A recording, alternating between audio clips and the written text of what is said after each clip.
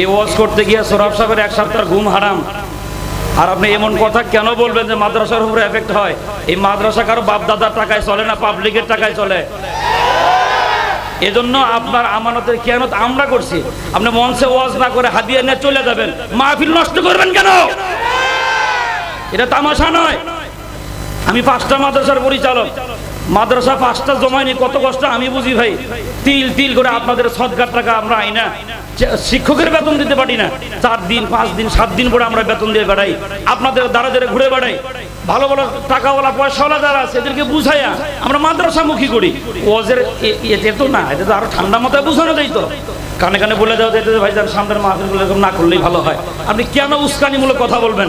মনে রাখবেন দেশ মগের মূল্য এখনো হয় নাই। এজন্য যদি আমার ভিতরে আরো অনেক কথা আছে বলবো, যদি আপনারা পরিবেশ করে দেন।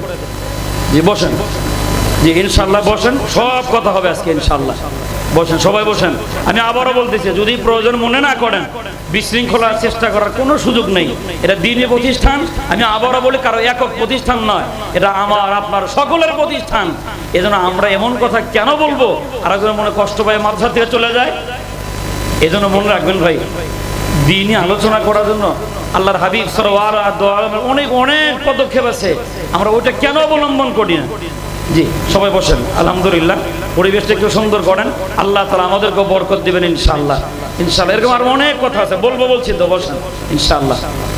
আলহামদুলিল্লাহ আলহামদুলিল্লাহ নাহমাদুহু ওয়া নাস্তাঈনুহু ওয়া নাস্তাগফিরুহু ওয়া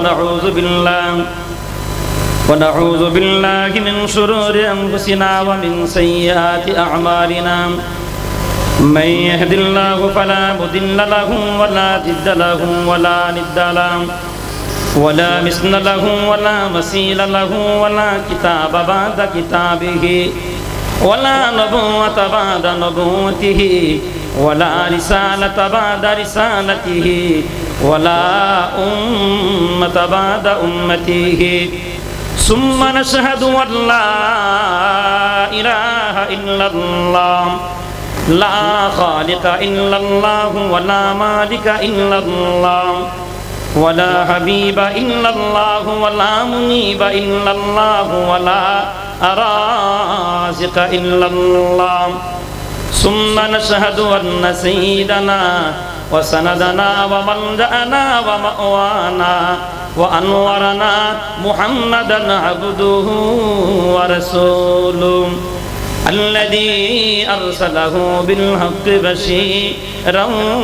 ونذيرا وداعيا إلى الله بإذنه وسراجا منيرا أما بعد فأعوذ بالله من الشيطان الرجيم بسم الله الرحمن الرحيم فأما الإنسان إذا ما ابتلاه ربه فأكرمه ونعمه صدقت يا رب العالمين. قال النبي صلى الله عليه وسلم كما تعيشون تموتون وكما تموتون تبعثون وكما تبعثون تحشرون أو كما قال النبي صلى الله عليه وسلم اللهم صل على سيدنا محمد وعلى آل محمد كما صليت على إبراهيم وعلى آل إبراهيم إنك حميد مجيد. اللهم بارك على محمد وعلى آل محمد كما باركت على إبراهيم وعلى آل إبراهيم إنك حميد مجيد. একটু মহব্বতে পড়ি লা ইলাহা ইল্লাল্লাহ। খুব দৌড়ত নিয়া লা ইলাহা ইল্লাল্লাহ লা ইলাহা ইল্লাল্লাহ। বলতে সে শুনি নাম মুখে মুখে, যে নাম খোদার আরশ পাকে, ওই নামেরই সুর শোনা যায় লক্ষ মুমিনের জবানেতে, লা ইলাহা ইল্লাল্লাহ। उल्फत में बराबर है वफा हो के जफा हो, हर चीज में लज़्ज़त है अगर दिल में मजा हो, साहिल से लगा दे मुझे इश्क़ों का सफीना, आँखों से देखा दे मुझे रौज़ाए मदीना, ला इलाहा इल्लल्लाह, ला इलाहा इल्लल्लाहु मुहम्मदुर रसूलुल्लाह। अल्हम्दुलिल्लाह। मुअज़्ज़िज़ मोहतरम जनाबे सदर জামিয়া ইমদাদুল উলামা আরাবিয়া মাদ্রাসা কর্তৃক আয়োজিত হাফেজ ছাত্রদের পাগড়ি প্রদান এবং তাকবীর সমাপনী ছাত্রদের পাগড়ি প্রদান উপলক্ষে আজকে 16তম বার্ষিক ইসলামী মহাসম্মেলনের অত্যন্ত শ্রদ্ধাভাজন সভাপতি, জাতির শ্রেষ্ঠ সম্পদ ওলামা ইকরাম, মুআজ্জাজ মোহতারাম, সম্মানিত মুসল্লিয়ান ইকরাম, পর্দার আড়ালের অত্যন্ত শ্রদ্ধেয় মা ও বোনেরা, সমস্ত প্রশংসা সেই মহান রব্বে কারিমের দরবারে যে আল্লাহ তাআলা আমাদেরকে দয়া করে মায়া করে কোরআন এবং হাদিসের কিছু কথা বলবার এবং শুনবার সুযোগ দিলেন। দিল থেকে দরদ এবং ভালোবাসা নিয়ে বলতেছি আলহামদুলিল্লাহ। আলোচনা শুরুতে আমাদের মাদ্রাসার ছাত্রদেরকে আমি বলবো, পিছনে যে ভাড়া দাঁড়ায় আছে মেহরবানি করে বসার জন্য বলেন দয়া করে, যদি বসতে ইচ্ছে না হয় সোজা বাড়ি পাঠিয়ে দেবেন। জি, এভাবে এলোমেলো হলে দাঁড়ায় থাকলে পরে মাহফিলের রৌনক নষ্ট হয়ে যায়। আমি আবারও বলতেছি, যদি প্রয়োজন মনে না করেন সোজা বাড়ি চলে যান, জোর করে কাউকে ওয়াজ শোনানো হবে না। আমি আবারও বলতেছি, মনে রাখবেন এরকম একটা প্রতিষ্ঠান জমাইতে বহুত মেহনত লাগে। এজন্য আমাদের কথা কাজ কর্ম দ্বারা যেন এরকম না হয়। বহু বক্তা এখন দেখবেন মাঠে নামছে, বিগত 16 বছর মুখে কুলুপ লাগিয়েছিল, এখন দেখছে যে মাঠ ময়দান পরিষ্কার ফাঁকা ফিল্ডে গোল দেওয়া দেবো, ওখানে খুব চিল্লানি আসে, ও তো 16 বছর কই গেছিল। আপনি কইলেও ঠিক না করলে ঠিক, এদের ইউটিউবের বয়ান খোলেন আর আমাদের গুলো খুলে দেখেন, আমরা বিগত 16 বছরও মুখ বন্ধ করি নাই, এদের নামে মামলা হয় নাই, এরা জেলখানায়ও যায় নাই, খোলা পানিতে মাছ শিকার করে আমাদের মাদ্রাসা চাঙ্গে উঠাই দিয়া বয়ানে নামছে এরা। তবে আমরাও চাইলে ভুল করছি, এদিক থেকে আল্লাহ তাআলা আমাদেরকে সহি বুঝ দান করুক, আপনাদেরকেও দান করুক, আমিন বলেন। আমি কোনো বক্তার সমালোচনা করতেছি না, মনে রাখবেন গলা ভালো হলে একটু এলেম থাকলে চিল্লাইয়া মার্কেট পাওয়া যায়, এটা ঠিক, কিন্তু মনে রাখবেন প্রতিটা কথার জন্য আল্লাহর দরবারে জবাবদিহি করতে হবে। প্রত্যেকটা কথার জন্য আল্লাহর দরবারে জবাবদিহি করতে হবে, কারণ মানুষের জিহ্বা কি বের হয়, আল্লাহ তাআলা রহমতের দুইটা ফেরেশতা কান্দরহর আছে, সারাক্ষণ লিখতেছে, সারাক্ষণ কি করতেছে, লিখতেছে। এই জন্য ভাই আমি আবারও বলি, এই জবান যেন কারো ক্ষতির কারণ, আবার বলেন জবান যেন কারো ক্ষতির কারণ না হয় ইনশাআল্লাহ। সম্মানিত হাজিরিন, খুতবা এবং দুরূদ শরীফ তেলাওয়াতের পরে যে আয়াতে কারিমা আমি আপনাদের মধ্যে তেলাওয়াত করেছি সংক্ষিপ্ত পরিসরে, এই আয়াত থেকে বয়ান চলা অবস্থায় পরবর্তী মেহমান চলে আসবেন, আশা করি সামনে আর এমন হবে না ইনশাআল্লাহ বলেন। আমি তেলাওয়াত করেছি ছোট্ট একটা আয়াতে কারিমা, আল্লাহ রাব্বুল আমিন বলেন, ফাআম্মাল ইনসানু ইযা মাবতালাহু রাব্বুহু ফাআকরামাহু ওয়া নাআমা। আল্লাহ তাআলা কোন জাতিকে পরীক্ষা করতে চাইলে আল্লাহ ওই জাতিকে সম্মান দেন। কি দেন বলেন? সম্মান দান করেন। আর সম্মান পায়া যখন ভাইরাল হয়ে যায়, সম্মান পায়া যখন বাড়াগিরি চলে আসে, যা খুশি তা মনে হয়, ওই টাইমে কি হয়, ওই সম্মানটা তার অসম্মানের কারণ হয়। বুঝেন না মনে হয় কথা? সম্মানটাই অসম্মানের কারণ হয়, এটা আরো ভালো বুঝবেন। বিগত দিনে বহুত মানুষকে আল্লাহ অনেক সম্মান দিয়েছিলেন, দেয় নাই? সম্মান পাইতে পাইতে পাইতে পাইতে প্রধান বিচারপতি পর্যন্ত আল্লাহ বানায় দিয়েছেন। হওয়ার পরে যারা খুশি তারা ধরে, যারা খুশি তারা মারে। এই যখন অবস্থা চলে আসছে, ওই লোকের জীবনের শেষ পরিণাম হলো কলার পাতার বিছানা। কয় না, কয় না? কিসের বিছানা? এটাই রব্বে কারীম বলেন, ফাআম্মাল ইনসানু ইযা মাবতালাহু রাব্বুহু ফাআকরামা। আল্লাহ রাব্বুল আমিন বলেন, পৃথিবীর জমিনে কোন জাতি, কোন বান্দাকে যদি আমি আল্লাহ তাআলা পরীক্ষা করতে চাই, ফাআকরামাহু, প্রথমে আমি আল্লাহ রাব্বুল আমিন তাকে সম্মান বাড়ায় দেই। 2 নাম্বার ওয়া নাআমা, আমি আল্লাহ রাব্বুল আমিন ওই বান্দাকে মাল দিয়া দুনিয়ার জমিনে তারা সম্মানিত করে। পৃথিবীর জমিনে বান্দাকে আল্লাহ রাব্বুল আমিন পরীক্ষা করার জন্য 2টি জিনিস দান করে দেন। 1 নাম্বার হলো আল্লাহ তাআলা ওই বান্দাকে সম্মাননা দান করেন। 2 নাম্বার আল্লাহ তাআলা ওই বান্দাকে মাল দান করেন। কয়টা জিনিস বলেন, বলেন কয়টা? 2টা। 1 নাম্বার সম্মান, 2 দুই নাম্বার হলো মাল। এই দুনিয়ার ভিতরে মাল পায়া, সম্পদ পায়া কোন বান্দা যদি বেটাগিরি করে, ওই মাল তার জন্য পতনের কারণ হয়ে যায়।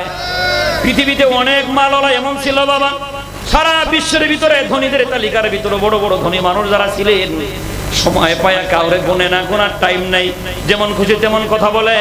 ওই মানুষগুলোর বর্তমান পরিণাম হলো দাড়ি কাইডা নৌকায় গিয়া পলায়। কিসের কারণে? মালের অহংকার চলে আসছে বাবা। রব্বে কারিম বলেন, শোনো, মালটা তোমাকে দিলাম পরীক্ষা করার জন্য। কি জন্য বলেন? রব্বে কারিম বলেন, ফাআম্মাল ইনসানু ইযা মাবতালাহু রাব্বুহু ফাআকরামাহু ওয়া নাআমা। আল্লাহ রাব্বুল আমিন বান্দাকে পরীক্ষা করার জন্য দুটি জিনিস দান করেন। এক নাম্বার, আল্লাহ তাআলা তার সম্মান বাড়ায় দেয়। দুই নাম্বার, আল্লাহ রাব্বুল আমিন তার মাল বাড়ায় দেন। কয়টা? দুইটা। এ হচ্ছে আমার তেলাওয়াতকৃত আয়াত। হাদিস পড়েছি, قال النبي صلى الله عليه وسلم كما تعيشون تموتون وكما تموتون تبعثون وكما تبعثون تحشرون। আল্লাহ নবী বলেন, হে আল্লাহর বান্দা শোনো, তোমার দুনিয়ার জীবন হবে যেমন, এক কথায় তোমার কর্ম হবে যেমন, তোমার বিদায়টাও হবে। কয় না? কর্ম হবে যেমন, বিদায়টাও হবে। আল্লাহ নবী বলেন, কামা তাঈশুনা তামুতুন, তুমি দুনিয়ার জীবন চালাইবা যেমন, তোমার মরণটা হবে তেমন। আর মনে রাখবা, তুমি মরবা যেমন, কবরে উঠবা তেমন। আর মনে রাখবা, কবরে উঠবা যেমন, হাসরেও উঠবা তেমন। এক কথা, দুনিয়ার জীবন যেমন হয়, কর্ম যেমন হয়, বিদায়টাও, বলে না, কর্ম যেমন হয় বিদায়টাও তেমন হয়। কর্ম যদি ভালো হয়, বিদায়টাও ভালো আশা করা যায়।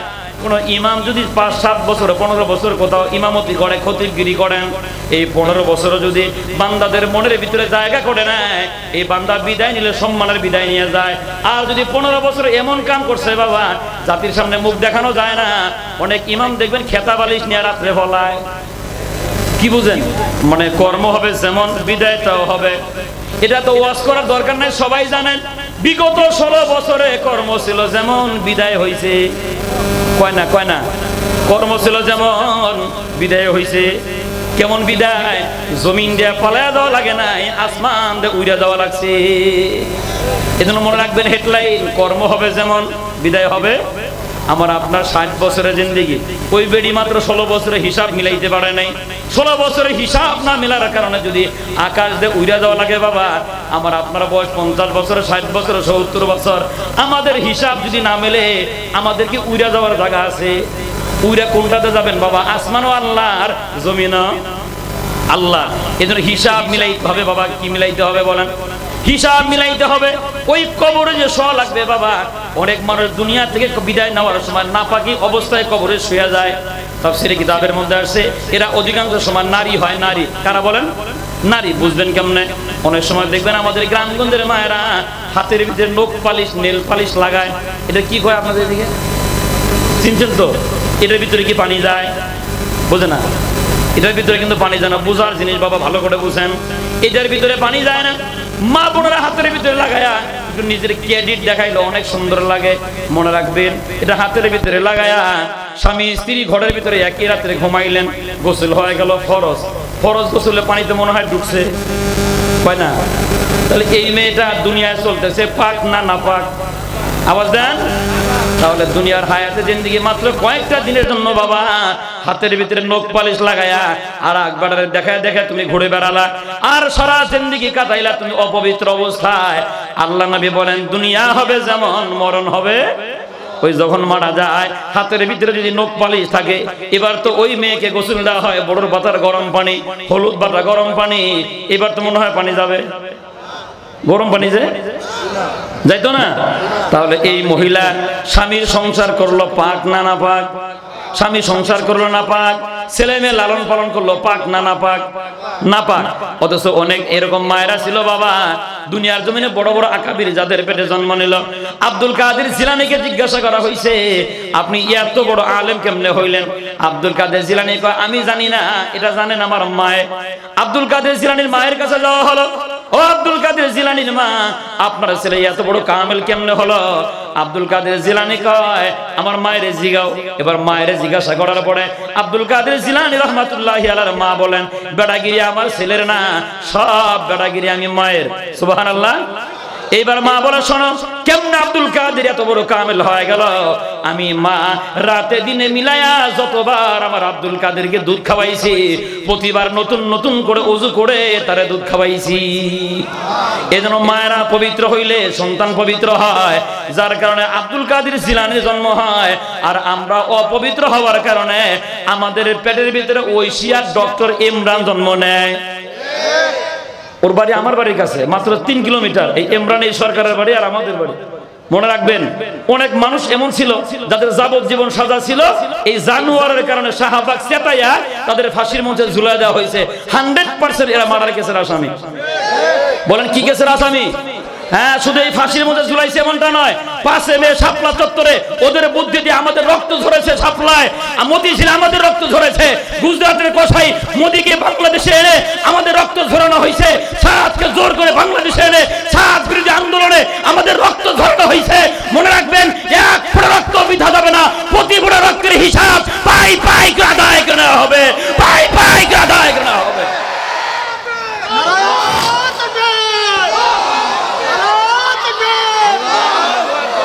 যদি আপনারা হিসাব না চান, এখন যদি বিচার দাবি করতে না পারেন, আবার বলে পরিষ্কার কথা, সামনে যারা ক্ষমতায় আসবে ওরা আমাদেরকে আরো বেশি মারবে।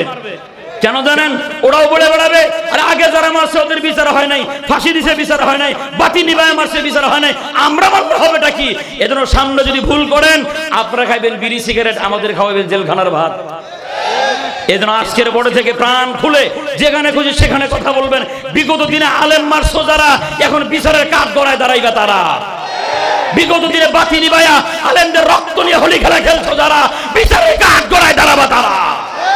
কারণ কি এক মাঘে শীত, এক মাঘে শীত যায় না। ইনশাল্লাহ বলেন ইনশাল্লাহ। ইনশাল্লাহ জমিন উর্বর, আগামীর পৃথিবী কোরআনের পৃথিবী। ইনশাল্লাহ বলেন ইনশাল্লাহ। আমি আবার আপনাদেরকে আশ্বস্ত করি সংসদের তার কিন্তু আমরা ছিঁড়ছি। এখন সবাই জানছে যে আমরাই ছিঁড়ছি, ওনা আমরাও স্বীকার করি সংসদের তার কারা ছিঁড়ছে কয় না। আর আমরা মানে আপনারাও ছিঁড়ছেন, নাহলে আপনার ছেলে আছে, না হয় আপনার ভাতিজা আছে, আমরাই ছিঁড়ছি। মনে রাখবেন যে সংসদ থেকে গানের আওয়াজ হয়, কোরআন তেলাওয়াতের আওয়াজ হয় না, যে সংসদের ভিতরে সাকিব আল হাসান ছক্কা মারতে যায়, মুমতাজের মতো মানুষ গান গাইতে যায়, এমন সংসদ আমরা ওসল করে দিছি ইনশাআল্লাহ। আমি আবার আপনাদেরকে আশ্বস্ত করি, ধৈর্য ধরেন, দোয়া করতে থাকেন। সংসদে তার লাগবে যেই দিন কোরআন তেলাওয়াত দিয়ে স্টার্ট হবে সেই দিন ইনশাআল্লাহ। বলেন ইনশাআল্লাহ। আল্লাহ যেন এমন সুরুজ আমাদের দেখার তৌফিক দান করেন। যে আবার হাদিসের ভিতরে আসেন আল্লাহ নবী বলেন কামা তাঈশুনা তামুতুন, তোমার দুনিয়ার জীবন হবে যেমন বিদায় হবে, মরণটা হবে তেমন। আমার আপনার মরণ যদি ভালো হয়, মানে কবরটা ভালো হওয়ার সম্ভাবনা আছে। আল্লাহর হাবিব সাল্লাল্লাহু আলাইহি ওয়াসাল্লাম নবী বলেন দুনিয়ার জমিন থেকে কোনো মানুষ যদি ঈমান নিয়ে কোরআনের মহব্বত নিয়ে বিদায় হয়, ওর মরণটাও কোরআন নিয়ে তার মরণ হয়। আর আল্লাহর কোনো বান্দাকে যখন কবরের ভিতরে শোয়ানো হয়, ওর সিনার ভিতরে যদি কোরআনের মহব্বত আর ভালোবাসা পাওয়া যায়, আল্লাহর নবী বলেন যা আল কোরআন ইনদা রাসিহি, কোরআন ওই বান্দার মাথার কাছে হয়ে হাজির হয়।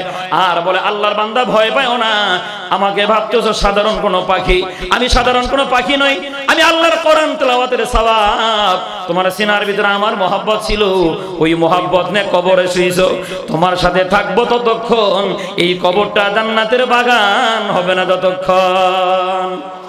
দুনিয়াও সুন্দর, কবরও সুন্দর। এবার কোরআন ওই বান্দাকে আগলায় নিয়া আল্লাহ নবী বলেন হাসরে মাঠ যখন কায়েম হয়ে যাবে, কোরআন ওই বান্দাকে জড়ায় ধরে হাসরে মাঠে দাঁড়ায় যাবে। আর রব্বে কারীমকে ডাক দিয়ে বলবেন ওগো মালিক, এই যে বান্দা নিয়ে আইছে কোরআনওয়ালা, তো সুবহানাল্লাহ কয় না, কি ওলা? কোরআনওয়ালা। আল্লাহ রাব্বুল আমিন বলবেন কি বলো? কোরআনের জবান খুলে যাবে, কোরআন ডাক দেয়া বলবে ওগো মালিক, হয় অস্বীকার করো আমি কোরআন তোমার কিতাব না, না হয় আমার সুপারিশ মঞ্জুর কইরা কোরআনওয়ালারে মাফ করে দাও। আল্লাহ নবী বলেন আল্লাহ রাব্বুল আমিন সাথে সাথে বলবেন কোরআন শোনো, আমি স্বীকার করি তুমি আমার কিতাব, আর তোমার সুপারিশ মঞ্জুর করে নিয়া কোরআনের মহব্বতকারীকে আমি আল্লাহ মাফ করে দিলাম। মনে রাখবেন দুনিয়া ছাড়তেই হবে। কি বলছি এখন বলেন? দুনিয়া ছাড়তে হবে। টাকাওয়ালা হন, পয়সাওয়ালা হন, দাদা থাকতে চাইছে, জমিন থাকতে দেয় নাই, বাবা থাকতে চাইছে, লাত্তি দিয়ে সরায় দিছে। আমি আপনি কামড় দিয়ে ধরে রাখলেও থাকা সম্ভব? বলেন সম্ভব না। এই জন্য যাইতেই যেহেতু হবে, একবারে খালি যাওয়ার চাইতে কিছু নিয়ে যাওয়া, বলেন বলেন কিছু নিয়ে যাওয়া ভালো। দেখেন আল্লাহর এই জমিনে অনেক বান্দা এমন ছিল যারা কবর দেখলেই কান্নাকাটি করতেন আর বলতেন, আহারে আমার তো আমল নাই, আমার তো আমল নেই। বহুত আল্লাহর ওলি দুনিয়াতে এরকম ছিলেন।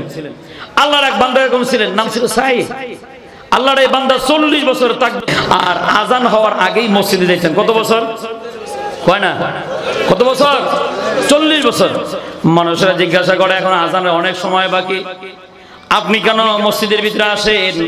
আল্লাহর বান্দা বলে, শোনো, আমাকে যেই দিন কবরে শোয়ানো হবে, আল্লাহ তাআলা যদি বলে আমার ডাকে সাড়া দিছিলাম, আমি যদি বলি হ্যাঁ 5 ওয়াক্ত নামাজ পড়েছিলাম, আল্লাহ যদি কবর জগতের ভিতরে আমারে জিজ্ঞাসা করে, পরে সাইদ শুনে রাখ, আজান দিয়া দিয়া ডাক দিয়ে তোমার মসজিদে কেন লাইন নেওয়া লাগছে? এজন্য 40 বছর যাবত আজান হওয়ার আগে আমি মসজিদে আসি, কবরে যেন বসা মাত্রই বলতে পারে আমারে ডাকা লাগে নাই, এমনি হাজিরা দিছি। চিন্তা করেন কি পরিমাণ ভয় দিলের ভিতরে। কিসের ভয়? কবরের ভয়। বলেন কিসের ভয়? কবরের ভয়। কেবলমাত্র কবরের চিন্তাই মানুষের চরিত্র পরিবর্তন করতে পারে।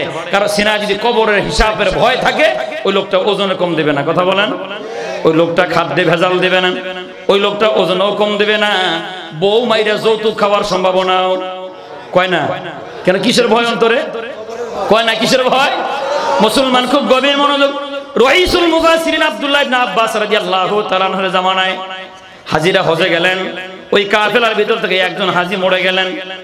বাইহাকি শরীফের হাদিসের ভিতরে পাবেন বাবা, লেখক বলেন ওই মারা যাওয়ার পরে হাজী সাহেবের লাশটা দাফন করার জন্য কবর খোঁড়া হলো। একটা কবর খোঁড়ার পরে দেখে কবরের ভিতরে সাপ। সবাই বলে আরেকটা কবর খনন করো। আরেকটা কবর খনন করার পরে দেখা যায় কবরের ভিতরে সাপ। 3 নাম্বার আরেকটা কবর খনন করা হলো, দেখা গেল কবরের ভিতরে সাপ। গোপন হাদিস শুনে দিয়েছি, খুব ভালো করে বুঝেন। চিল্লা মানুষেরা বলে কবর খুললেই সাপ বের হয়, দৌড়ে যাও। রাসূলুল্লাহ সাহাবী আব্দুল্লাহ ইবনে আব্বাস, যদিও ছোট্ট মানুষ, এলেম দিয়েছেন কে? আমরা কিন্তু এই ব্যাপারে 4 জমা ধরে বয়ান মসজিদে শুনতেছি, মনে আছে আপনাদের? বয়স কম কিন্তু এলেম কে দিয়েছেন? নাম আব্দুল্লাহ ইবনে আব্বাস, রাইসুল মুফাসসিরিন। ওই আব্দুল্লাহ ইবনে আব্বাসের কাছে যাওয়া হয়। ও রাসূলুল্লাহর সাহাবী, হাজী সাহেব মারা গেছেন, ওর জানাজা নামাজ পড়া হয়ে গেছে, কবরে শোয়াইতে যায়, কবরের ভিতরে সাপ। আব্দুল্লাহ ইবনে আব্বাস বলেন, শোনো, এটা সাপ না, এটা বান্দার পাপ। এটা কি? আর কবর খুঁড়া লাভ নাই। তোমরা এই জমিনে যতটা কবর খনন করবা, প্রতিটা কবরের ভিতরে তার আমল নামা সাপ হয়ে তার সামনে দাঁড়ায় যাবে। ওরে যে 3টার যে কোনো একটা কবরে শোয়া খুব দ্রুত মাটিতে ঢাইকা দাও। বন্ধু বান্ধবরা মাটি দিয়া হজের কাজ শেষ করার পরে বাড়ি চলে গেলেন। বাড়িতে যাওয়ার পরে তার বিবির ডাক দিয়ে কয়, আপনার স্বামীর একটা খারাপ আমল বলেন, যে আমলের কারণে আপনার স্বামীর আযাব হওয়ার সম্ভাবনা আছে। এইবার বিবি ডাক দিয়ে কয়, আমার স্বামী মানুষের হক নষ্ট করছে। বলেন কি বলছে? হ্যাঁ। জিজ্ঞাসা করে কেমনে হক নষ্ট করছে? এবার বিবি সাহেব কয়, আমার স্বামী কাঁচামালের ব্যবসা করতেন, সবজির দোকান, উপরে ভালো সবজি দিয়া নিচে পচা সবজি দিতেন। শুনতেছেন আমার কথা? কে কয়? বউ। আমি জিজ্ঞাসা করলাম, আপনি মানুষকে ঠকান কেন? আমার স্বামী কয়, মাল কামাইলে এমনি কামান লাগে। এখনো দেখবেন হাজারো দুর্নীতিবাজ দুনিয়ার জমিনে 14 নম্বর মাল কামায়। বউ যদি বলে মরেই যাবা, মাল কামানোর দরকার নাই, হালাল পন্থায় কামাও, তখন স্বামী কয় মাল কামাইলে এমনি কামান লাগে। এমন লোক আছে না নাই? হ্যাঁ, খুব ভালো করে বুঝছেন। কিন্তু যখন ধরা খায়, বিবি সাহেবরা কিন্তু ধরা দেয় না। আরো ভালো বুঝবেন, আপনারা হয়তো আগে আপনারা পরিচয় নিয়েছেন, আমি কিন্তু বিগত দিনের 2 এমপির ভাতিজা এবং সাবেক মন্ত্রীর ভাতিজা, গণশিক্ষা প্রতিমন্ত্রী জাকির হোসেন। আমার চাচার আরো ভালো পরিচয় হলো, দোয়া কইরা আমাদের প্রধানমন্ত্রীর বাবারে, সাবেক প্রধানমন্ত্রীর বাবারে জাহান্নামে পাঠাই দিচ্ছে। আপনি ইউটিউবে দেখেন, এখনো আছে। এইবার যেদিন ওই দোয়াটা অনুষ্ঠানটা করে আসার পথে আমাদের সাথে একই সাথে নাস্তা খাই। আমি বলছিলাম, চাচা আমি তো মন্ত্রীর ভাতিজা, আমাকে তো একটু পাওয়ার আছে, আমাকে নামে শুধু মামলা লাগে, আপনার গাড়িতে আমি গেলে তো মাশাআল্লাহ আমার আর মামলা লাগতো না, চলেন। এখন হ্যাঁ, সব মানুষের সামনে বলে দোয়া তো আমরাও জানি। কি কয়? দোয়া আমরাও জানি। দেখবেন এই যে অহংকার চলে আসছে, এরকম অহংকার করে যারাই দোয়া করছে হেরাই দোয়া উল্টাপাল্টা করছে। ওই যে পর্দা উদ্বোধন হয়েছে, দেখবেন কোরআন তেলাওয়াত করছে, কোরআন তেলাওয়াতের হাড্ডি গুড্ডি সব পাউডার করে ফেলাইছে। মানে একটা আয়াত শুদ্ধ নাই। আর আমার চাচা বেটাগিরি করে দোয়া করতে গেছে, আমি লাইভ দেখলাম আসরের নামাজের পরে চাচা মাইক নিয়ে কইতেছে আল্লাহ জাতির জনক বঙ্গবন্ধুকে জাহান্নামের উত্তম জায়গা করে দিও। এই মালটাই আমার চাচা, এই মালটা কি? হ্যাঁ, 4 কোটি টাকা তার বাথরুম থেকে বেরিয়েছে। কয় কোটি? হ্যাঁ, বাথরুম থেকে বেরিয়েছে এই চাচা। এখন তো জেলখানায় খাইতেছে ভাত। পরে আমি জিজ্ঞেস ওর পোলারে, কিরে চাচা যাবি নইছে? ও ভাই মামলা হলো লাগতে আছে 11টা মাত্র লাগছে। কয়টা? না আমার বাড়িতে দোয়া করে না। আচ্ছা ঠিক আছে, দোয়া করবো না। তাহলে আমার কাছে যেটা দোয়া চাইছে, তাহলে আপনাদের কাছে আমি দোয়া চাই, আপনারা দোয়া করেন আল্লাহ যেন আমার চাচার হজম শক্তি বাড়ায় দেয়। হাসতেছে। আরে ভাই দোয়া চাইলাম তো। জেলখানার ভিতরে সকালবেলা শেখা রুটি দিতেছে, খায় হজম না হলে তো পারে ফুড পয়জনিং হইব। সহজতার জামিন হইতেছে না 11টা, আর আমাদের নামে 4টা 5টা, তাই 16 বছর ধরে ভুগতেছি আমরা, শেষ হয় না। আর চাচা লাগছে 11। আমার 4টা যদি 16 বছর হয়, তা 4 11 44, তাহলে আশা করে লাভ নাই, 44 বছর থাইকা লও। এই জন্য প্রাণ খুলে দোয়া করে দেন চাচার হজম শক্তি আল্লাহ করছেন তো, মন থেকে দোয়া করছেন তো ইনশাআল্লাহ। মনে রাখেন দুনিয়ার জীবন হবে যেমন, বিদায়টাও হবে। মুসলমান খুব গভীর মনোযোগ। বিবি ডাক দিয়ে কয়, শোনা আমার এই স্বামীর বারবার বোঝানোর পরে সে ফেরত আসে নাই। মালের ভিতরে ভেজাল দিয়া বান্দারে খাওয়ায় দিত। আমি বলতাম ভেজাল দিয়েন না। সে বলে বান্দার হক নষ্ট করে যা মনে তা হোক, মাল কামাইলেই হয়। বেচারা গেছে হাজি হজ করার জন্য। মনে রাখবেন বাবা, বান্দার হক নষ্ট কইরা ঠান্ডা মাথায় হজ করতে গেলে আল্লাহ হজ কবুল কয় না, কয় না? ভালো করে মনে রাখবেন বাবা, আমরা কিন্তু এই কামি করি, ছেলেদেরকে জমিন দিয়া মেয়েদেরকে জমিন দেই না। আর মেয়েদেরকে বলি মা তোর জন্য দোয়া করে দেব। ছেলের জমিন দেয়, মেয়েরা কি করে দেব? হ্যাঁ, মনে হয় দুয়ার কন্ট্রাক্টরে নিচে করলে আল্লাহ কবুল করে নিব। হ্যাঁ কয় মেয়েদেরকে কয় তোমার জন্য দোয়া করে দেব মনে। কে দোয়াটা ছেলে করে দিতা, জুতা দিয়ে বাইরে হাজিগিরি ছুড়ে দিত। এই জন্য ছেলেদেরকে জমিন দেয়, মেয়ে করে দোয়া করে দেয়। মেয়েদেরকে বলে মা তোরা দোয়া করিস, আল্লাহ যদি সহি সালামতে মক্কা মদিনা ঘুরায় আনে তোগোটাও ফয়সালা করে দেব। এবার হাজি সাহেব হজ করে আয়া সুন্দর করে জুব্বা লাগায় মাথার মধ্যে পাগড়ি বাঁধে ঘুরে বেড়ায়। বাবা মেয়েরা এসে আব্বা জমিন দাও, মা দুনিয়ার বেজালে আমারে ফালাইস না। বেজা দরবেশ, এরকম দরবেশ আছে না নাই? মেয়ের হক দেয় নাই, বোনের হক দেয় নাই, লম্বা জুব্বা গাই দিয়ে দরবেশ হয়ে গেছে হাজি হইয়া। মনে রাখবেন বাবা, খালি হজ না, লক্ষ কোটি টাকা দিয়া হাজরা আসওয়াদ কিনা তাবিজ বানায়া গলায় জুড়াইলো আল্লাহ কবুল করবে না। ওই যে দেখেন হাজি সাহেবের খবর কি, কবরের ভিতরে আযাব হয়। মানুষরা বলে আব্দুল্লাহ ইবনে আব্বাস যখন বলে দিলেন এটা বান্দার, এটা সাপ না, তার আমলনামার পাপ, তোমরা তাড়াতাড়ি তারে মাটি দিয়ে দাও। সমস্ত হাজিরা কয় দ্রুত গতিতে মাটি দিলাম। আমরা লক্ষ্য করে দেখলাম আল্লাহর বান্দাকে কবরে শোয়ানোর সাথে সাথে সাপ আয়া তার শরীর পেঁচে ধরে। আমরা সুন্দর করে ঢাইকা দিয়া আয়া কইলাম, ও আব্দুল্লাহ ইবনে আব্বাস এই বান্দার বাঁচার কি কোনো পথ আছে? ওর বউরে জিগাও আরো কোনো আমল আছে কিনা।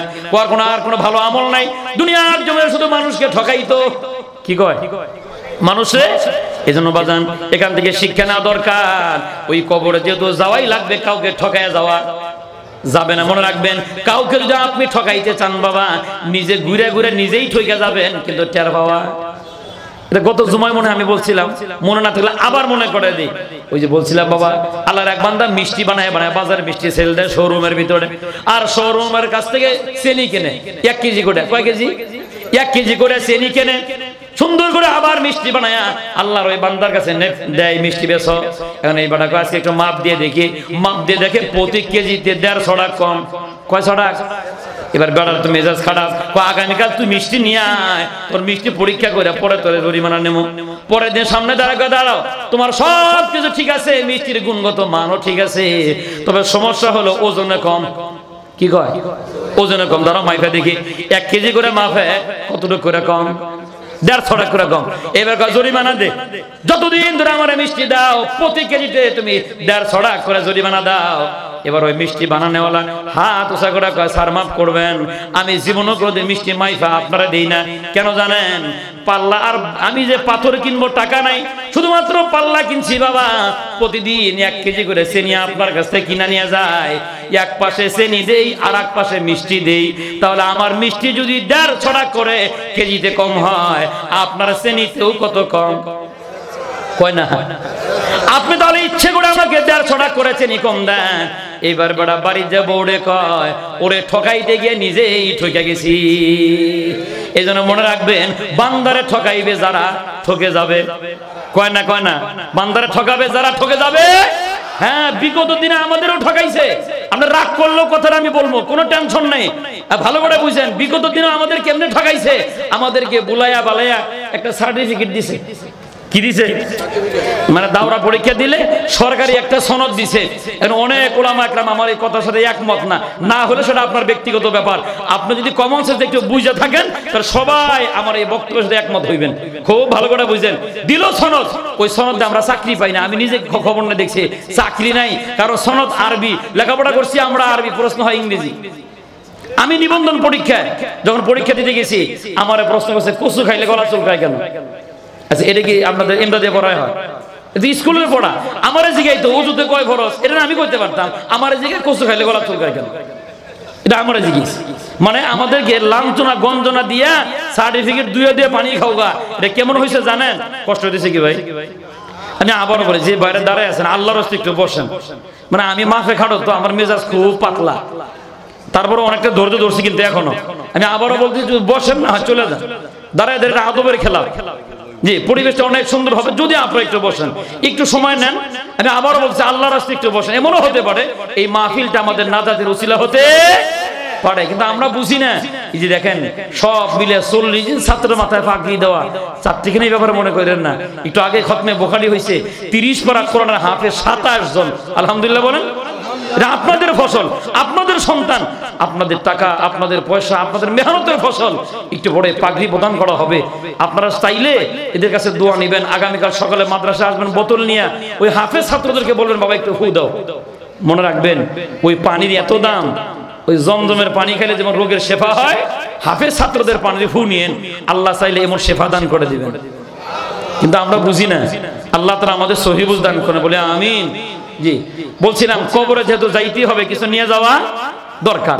এই ভাগে কি বললাম ভাই, কাউকে ঠকায় কবরে যাওয়া কয় না, কাউকে ঠকায় কবরে যাওয়া যাবে না। এইবার আসেন, এই যে আপনাদের এই মাদ্রাসায় দাওরা হাদিসের 2 বছর আগে, মানে জালালাইন মেশকাত দাওরা, চূড়ান্ত পর্যায়ে হলো দাওরা হাদিস। এর নিচেরটা মেশকাত, তার নিচেরটা জালালাইন। এই জালালাইন তাফসিরে জালালাইন বলা হয়, যেটা পড়ে বক্তা হওয়া যায়। এই তাফসিরে জালালাইনের যিনি লেখক, উনি লিখতেছেন ঘটনা, যার তাফসির আমরা পড়ে আপনাদেরকে শোনাই। এই আল্লাহর এই বান্দা ঘটনা লিখতেছেন। আল্লাহর এক বান্দা মক্কায় যাওয়ার পথে রাস্তায় পড়ে মরে গেছে, হার্ট অ্যাটাক করে মরে গেছে। সমস্ত হাজিরা মরুভূমির ভিতরে কি কই পাবে, কাপড় কোথায় পাবে? বলছে সবাই এক কাজ করো, ইহরাম তো ডাবল কাপড় কার কার কাছে আছে, একটা করে কাপড় নিয়ে আল্লাহর ওই বান্দাকে 3টা কাপড় দিয়া কবরে শোয়ানো হবে।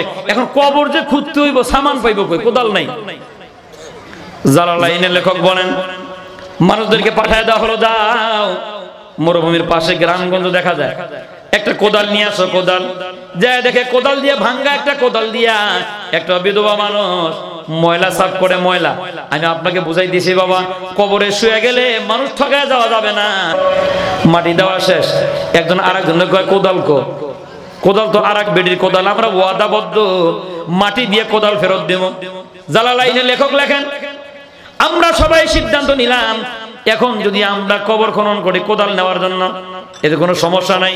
মাটি দেওয়ার সময় কারো প্রয়োজনীয় জিনিস যদি কবরে পড়া যায়, ইচ্ছে করলে কবর খুইরা ওই জিনিসটা বের করা যাবে, এটা না জায়েজ নয়। জালালাইনের লেখক বলেন, মানুষেরা দৌড়ে গিয়ে কবর নতুন করে খনন করো। নতুন করে কবর খনন করার পরে দেখা গেল একটা আগুনের শেকল দিয়া ওই লাশ সহ কোদাল সহ পেঁচায় রাখা হয়েছে। সাথে সাথে ছিদ্র বন্ধ করে দেওয়া হলো, আর বলে সাবধান, আযাব হইতেছে, আযাব, যায়ও না, লাগলে কোদালে জরিমানা দাও। সবাই মেয়ের মহিলারে যায়, কয় মা ওর কবরটা বড় খারাপ, কি কারণে কোদাল ফেরত দিতে পারলাম না? জিগায়ও না, পারি নাই কোদাল আমরা ফেরত দিতে। এই যে না, এমন টাকা পয়সা দিয়ে গেলাম, 4টা কোদাল কিনা নিও। তবে আমাদেরকে জিগায়ও না কেন আমরা কোদাল এনে দিতে পারি নাই। এবার মাটি দেওয়ার পরে তার বিবিরে জিজ্ঞাসা করা হলো, আপনার স্বামীকে আমরা মাটি দিলাম, মাটি দেওয়ার পরে লক্ষ্য করে দেখি কোদাল সহ আগুনের শেকল দিয়া আপনার স্বামী কবরের ভিতরে পেছানো।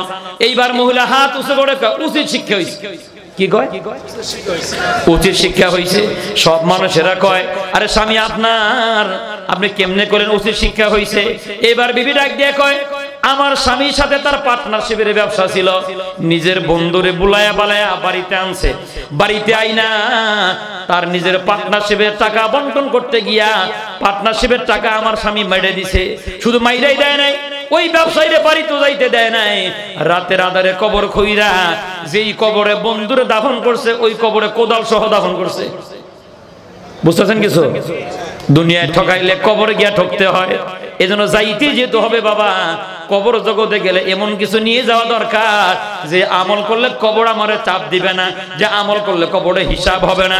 হাদিস শরীফের ভিতরে পাওয়া যায়, কোন বান্দার ভিতরে 7টা আমল যদি পাওয়া যায়, 7 আমলের কারণে কবরে তার হিসাব হবে না। সুবহানাল্লাহ, কি দিল থেকে কইছেন? এখন 7টা শোনার কি আগ্রহ আছে? সবারই আছে ইনশাআল্লাহ। ইনশাআল্লাহ পরবর্তী হুজুর যদি চইলাও আসে 1 মিনিটে হেডলাইন হলো আমি বলে দেব, তাও যদি না পারি আগামী জুমায় বলবো ইনশাআল্লাহ। কয় আমল বাবা, কয় আমল? 7টা আমলে মনে আছে বাবা। সহিহ হাদিসের ভিতরে এমন পাওয়া যায়, 7টা আমল যদি বান্দার ভিতরে পাওয়া যায়, ওই বান্দা যেন দুনিয়াতে আত্মতৃপ্তি আনে, আর যেন বলে আল্লাহ আমার হিসাব নিবে না, কবরে আমার জন্য চাপ দেওয়ার ব্যবস্থাও থাকবে না। কয় আমল বলেন? 7 আমল। 1 নাম্বার আমল, জমিনের ভিতরে ধর্মের জন্য ধর্মযুদ্ধে যদি কেউ শহীদ হয়, শহীদের কবরে আযাব নাই, শহীদের কবরে কোনো হিসাব নাই। সুবহানাল্লাহ। কবি বলেন, বমাহাশর গর খোদা পুরসিদ বগো আন্দার জবাবেও শহীদে খঞ্জরে ইশকাত গওয়াহিয়া কাফন দাড়াম। ওই আগের হাদিস মিলান, দুনিয়ার জীবন হবে যেমন, মরণ হবে তেমন। মরণ হবে যেমন, কবরে উঠবে, শহীদেরা কবরে উঠবে, গা দিয়ে রক্ত বের হবে, জামার ভিতরে রক্তের চিহ্ন পাওয়া যাবে। আল্লাহ রাব্বুল আলামিন জিজ্ঞাসা করবেন, আরে শহীদের দলেরা তোমাদের গায়ের ভিতরে রক্ত মাখা জামা কেন? শহীদরা বলবে, গো মালিক, ধর্মযুদ্ধে শহীদ হয়েছিলাম, শহীদ হওয়ার কারণে আমাদের কাফন দেয় নাই, আমাদের গায়ে যে কাপড় ছিল ওই কাপড় দিয়ে জড়ায়া আমাদেরকে কবর দেওয়া হয়েছে। আল্লাহ খুশি হয় বলবেন, শহীদেরা দাঁড়াও, তোমাদের শাহাদতের কারণে, ওই রক্তের কারণে আমি আল্লাহ তাআলা কবর আযাব মাফ করে দিয়া বিনা হিসাবে জান্নাতের ফয়সালা করে দিলাম। কয় নাম্বার বলেন? কয় নাম্বার? 1 নাম্বার, কাদের হিসাব হবে না? শহীদদের। শহীদদের কি হবে না? শহীদদের কোনো হিসাব হবে না। 2 নাম্বার, যারা রাষ্ট্রের পাহারা দেয়, যদি কোনো ডিবি এখানে থেকে থাকেন, পুলিশের গোয়েন্দা কারা থেকে থাকেন, ভালো করে শুনে নেন। যদি কোনো আল্লাহর বান্দা রাষ্ট্রের পাহারা দেয়, স্বাধীন দেশের ভূখণ্ড হেফাজতের জন্য যদি রাত্রি পাহারা দেয়, আর রাত্রি পাহারা দেওয়া অবস্থায় যদি সাপে কাইটা আসমানে গজবে, জমিনে গজবে, রোড অ্যাক্সিডেন্টে যদি কোনো বাহিনী মারা যায়, আল্লাহ তাআলা তার কোনো হিসাব নেবে না। তবে ঈমান থাকা জরুরি না? না জরুরি? কয় না? কয় না? আর যদি এমন ঈমান হয়, রাত পাহারা দেয়, কথা ঠিক, গাড়ি চাক্কায় লাইট মারে, কয় চাক্কার বিট নাই, সাইড করেন। গাড়ি সাইড করার পরে কয় 3000 টাকার একটা মামলা নিয়ে যান। হ্যাঁ, কিরম পাহারাদার দেখায়? ও চাক্কার বিট খোঁজে, আমার কত মহব্বত করে। আর এক মামু কয়, বাড়ি আপনার রংপুরে আসছেন নেত্রকোনায়, মামলা খাইলে 1 মাস পরে আবার মামলা ভাঙ্গান লাগবে, দরকার নাই, 2000 টাকা হাদিয়া দেন। বুঝছেন কিছু? কেমন রাষ্ট্রের পাহারাদার দেখেন, চাকার বিট আছে, এটা ক্ষয় যাইতেই পারে, খামাখা কেমন টাকা নেবো, হে দান্দায় থাকে। এই দান্দা বাদ দিয়া রাষ্ট্রের হেফাজতে, রাষ্ট্রের মানুষের নিরাপত্তায় যদি কেউ রাত কাটায় দেয়, ওই অবস্থায় তার মরণ হলে কবরে আযাব হবে না? বলেন, কবরে আযাব হবে না? এই জন্য ডিপার্টমেন্টে যারা চাকরি করে এদের জান্নাতে যাওয়া বড় সহজ, শুধু ঈমানটা ঠিক রাখলেই চলে। হ্যাঁ, তবে ঈমান ঠিক রাখা বড় কঠিন। আমার আব্বাটা ধরে নিয়ে গেছে জেলখানার ভিতরে, থানায় ঢুকাই রাখছে। আমারই কয়, আমরা তো আলেম মানুষ, কেমনে কথা বলি, বাতি জ্বলতেছে, সিসি ক্যামেরা, আসেন একটু আমার সাথে। ওই বাহিরে গিয়ে গাছের ছায়া আছে না, অন্ধকার, ওই রাত্রে অন্ধকারে আমার নিয়ে কয়, আগামীকাল সকালবেলা মানুষের দেখার আগে হ্যান্ডকাপ লাগানো ছাড়াই চালান করে দিব, 2000 টাকা দিয়ে যান। কত মোহাব্বত করে আমারে দেখেন। হ্যাঁ, চরিত্র পাল্টাইতে হবে ভাই, চরিত্র না পাল্টাইলে আপনাদের প্রতি দৃষ্টিভঙ্গি জাতির এখনো কিন্তু ঠিক কথা কয় না। কেমনে বুঝেন? এক মহিলা বয়ান, কষ্ট হইতেছে কি ভাই?